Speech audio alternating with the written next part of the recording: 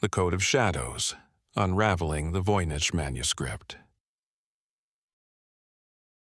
The dimly lit room at Yale University's Beinecke book and manuscript library was filled with whispers of intrigue, as curious scholars, cryptographers, and the occasional thrill-seeker marveled at the enigmatic Voynich Manuscript, a centuries-old codex rich with illustrations of unidentifiable plants, cryptic diagrams, and indecipherable text.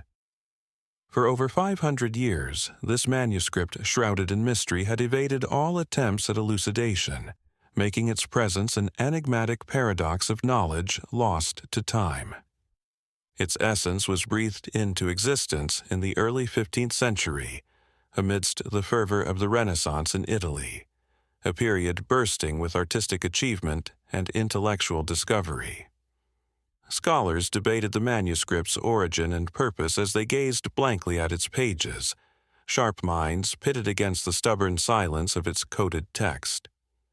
The nature of this artifact pinned down many an academic career, and yet only whispers of theories spread amongst the hallowed halls of learning. Among various theories floated a mundane hoax, a mere ruse concocted to bewilder or financially deceive avid collectors. Such claims were often met with scoffs, yet one had to wonder, could something so intricate, so painstakingly illustrated, simply be the folly of a clever forger? Or did it perhaps hide something much more profound? Georg Barisch, a 17th-century alchemist and an early investigator of the manuscript, embarked on a quest for understanding. After finding the manuscript in Prague, his fascination transformed into obsession, as he sought the expertise of the Jesuit scholar Athanasius Kircher, famous for his attempts at decipherment.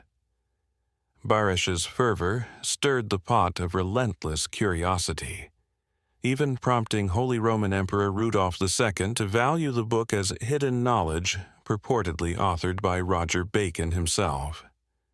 Such theories danced uncertainly through the corridors of history, creating ripples of interest that would not abate. Across decades, the manuscript's enigmatic vocabulary entangled the syntax and semantics of both linguists and cryptographers, drawing them into a maddening vortex. They combed through the manuscript's verses, hunting for patterns, decoding strategies, yet alas, it remained ceaselessly stubborn. Fast forward to a humid April morning in 2025. Scholars assembled at the symposium hosted by the university, expectantly leaning forward as Suhaib A. Jama presented his latest findings on decoding the manuscript based on mathematical rhythm and symbolic transformation. There was a hush as he delved into discussions of prime numbers and Fibonacci sequences. This was no longer just a search for words, but a quest diving deep into the very structure of the manuscript, a complex lattice of ideas defying surface-level interpretations. If we abandon the phonetic interpretations, Jama proposed thoughtfully, we may yet tap into its inherent architectural essence. What if it is more than just a language, but a mathematic representation of knowledge, an encoded harmony between nature and the cosmos?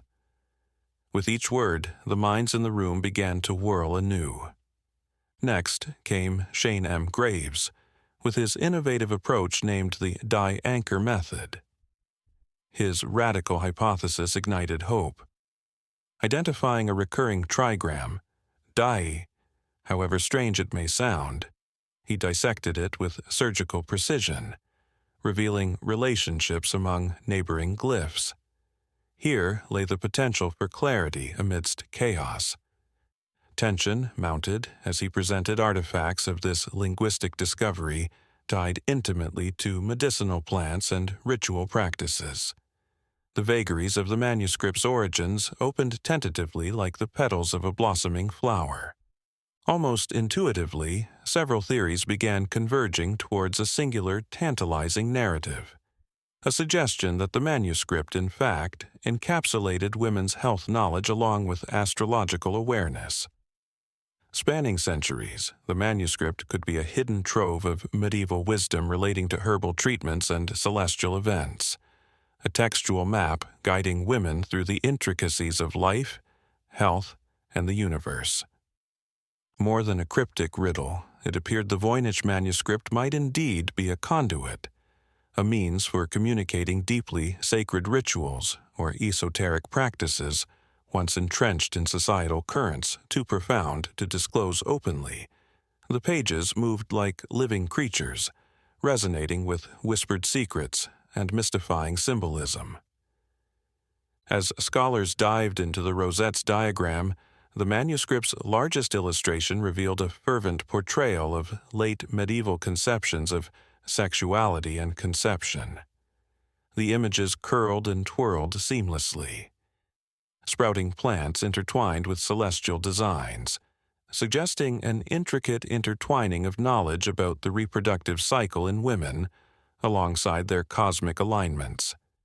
Each stroke of ink harkened back to an understanding that could connect all humanity through birth and renewal, representing a lexicon of life that transcended age and culture.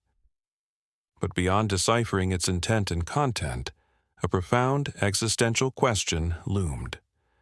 Why would such knowledge be concealed within the folds of this manuscript? Had the ancients understood the weight of their wisdom so acutely that they felt it needed protection? Or had it merely become too dangerous, too revolutionary to be fully revealed? The passion deepened within the academic community. Each passing month birthed new methodologies and theories, yet the cipher remained obstinately closed, taunting those who dared to crack its code. Speculation flourished. They envisioned the manuscript's original owner, perhaps a woman healer, navigating her existence within patriarchal constraints, carving a ripple of knowledge meant only for other women, passed down through generations, spiraled into this book. Questions proliferated. Was this a survival tactic, a way to preserve knowledge in the shadows or amongst the disenfranchised? Was the author part of an underground movement, struggling against the tide of oppression, crafting secret channels of wisdom meant to evade the prying eyes of powerful inquisitors? Or even further still, could it be a dialogue with the unknown, an artifact left by extraterrestrial beings who sought to communicate life's interconnectedness through symbols beyond our understanding? As imagination soared, the community was confronted by the painful realization that the manuscript might never be fully decrypted. Even as theories evolved, layers of meaning buried beneath the ink and paper resisted untangling. In the end, the manuscript seemed to thrive upon its enigmatic aura, holding a mirror to humanity's own endless pursuit of knowledge while providing a platform against which diverse narratives clashed, converged, and diverged. The Voynich manuscript remained the ultimate paradox. What seemed to be a compendium of wisdom turned a stark reminder of humanity's struggle against ignorance and oblivion.